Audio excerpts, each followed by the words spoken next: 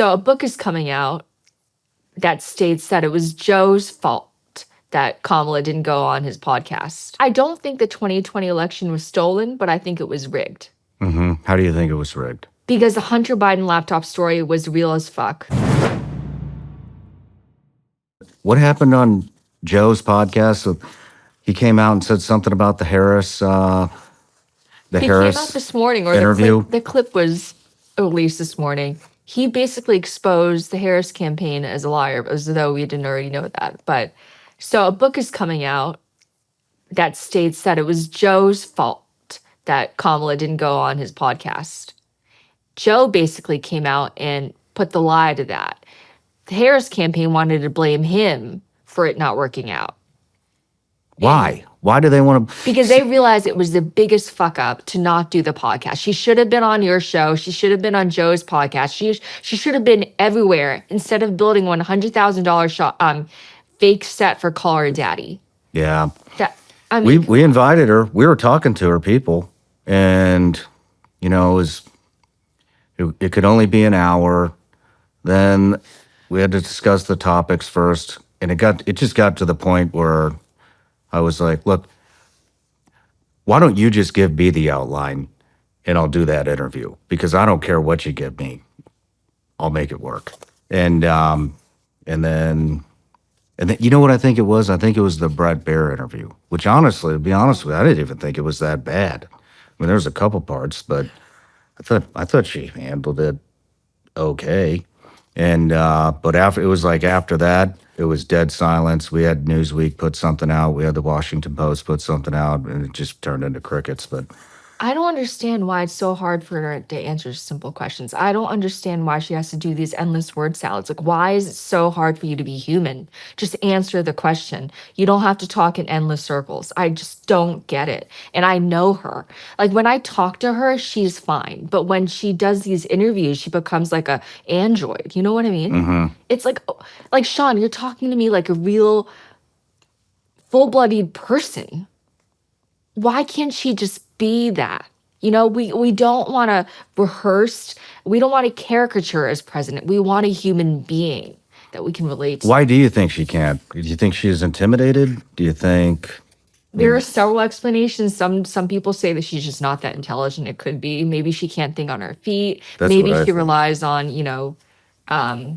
talking points. But I had friends on her staff who tell me that she would get pissed at them for her own lack of preparation. Like, she would yell and she would get frustrated at them for her own inability to read the talking points and to internalize them.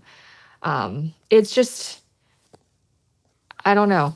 She definitely didn't seem quick on their feet, but I would still love to interview her. And I'm glad Joe, was able to set the record straight. Yeah, and I'm here. I will give you as many names as you need in order to make the interview happen.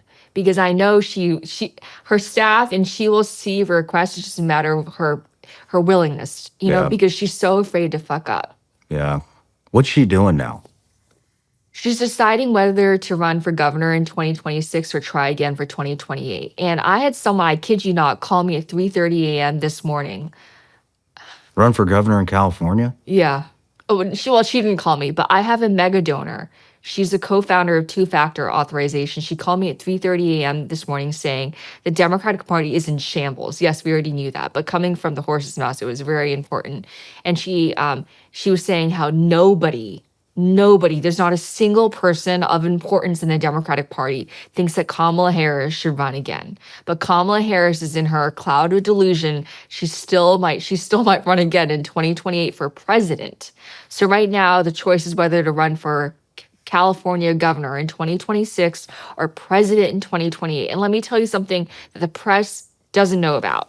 In order to run for governor in 2026, she would have to betray one of her closest friends, because the current lieutenant governor is a woman named Eleni. She has a long Greek last name. Please don't make me say it.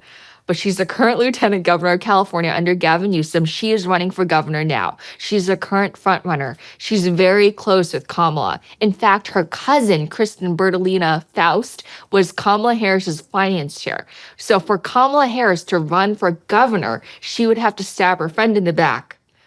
And I know this is important because it's a question of integrity versus ambition. Is she going to put her friend first, or she's going to put her ambition first? And if I were to, I mean, I know Kamala, and I would say that she would probably put her ambition first.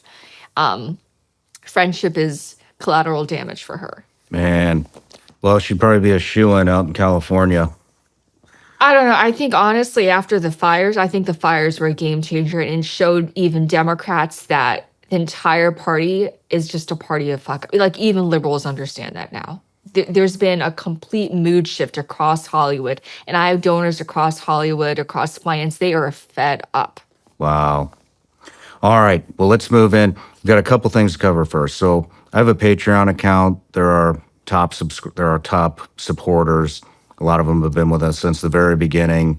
I started this thing in my attic, believe it or not. And then we moved here. Now we're building a new studio, and it's all because of them. But so one of the things I do is I offer them the opportunity to ask each and every guest a question. And so this question is from Eric Alger.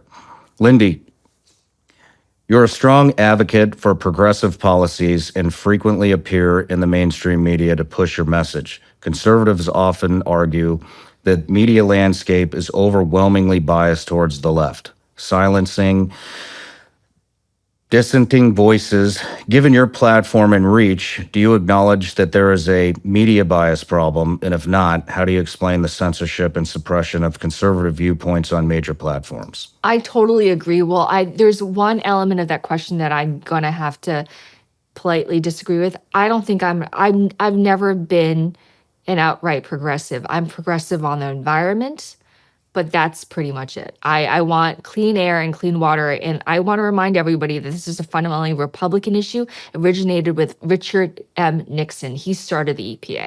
All right, putting that aside, there is tremendous bias against conservatives across mainstream media, but I think the 2024 election was it's the moment when the crack the crack deepened and people realized that the facade was falling. The Democratic Party no longer, despite the entire array of the mainstream media, they still weren't able to perpetrate the lie that Biden wasn't in cognitive decline, that Kamala Harris wasn't a weak candidate. So finally, the scales are falling off of people's eyes, and they're realizing the mainstream media is in cahoots with the Democratic Party, and they're sick and tired of that. So I'm really glad that people like superstars like you, like Joe Rogan, and like so many, actually, you and Joe, just the two of you, and others in the podcast landscape, you guys are, putting the lie to the mainstream narrative. For example, the Hunter Biden laptop story.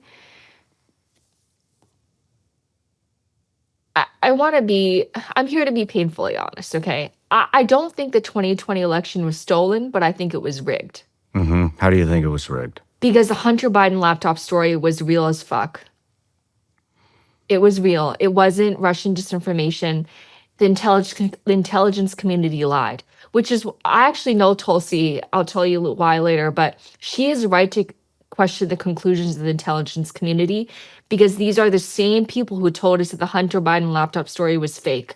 And the vast majority of Democrats are still going to tell you that it's fake. It's not fake. Mm-hmm. Even the Washington Post did a deep analysis of the contents of the laptop, and the Washington Post substantiated the validity of the laptop. Okay. And so the big guy, that's true. The 10% to the big guy, that's true. They checked out the metadata. It's not Russian disinformation. And you have people like Anthony Blinken lying on behalf of his boss. That is not okay. So it may not have been stolen, but it was rigged, because that story should have gone out. The New York Post shouldn't have been censored.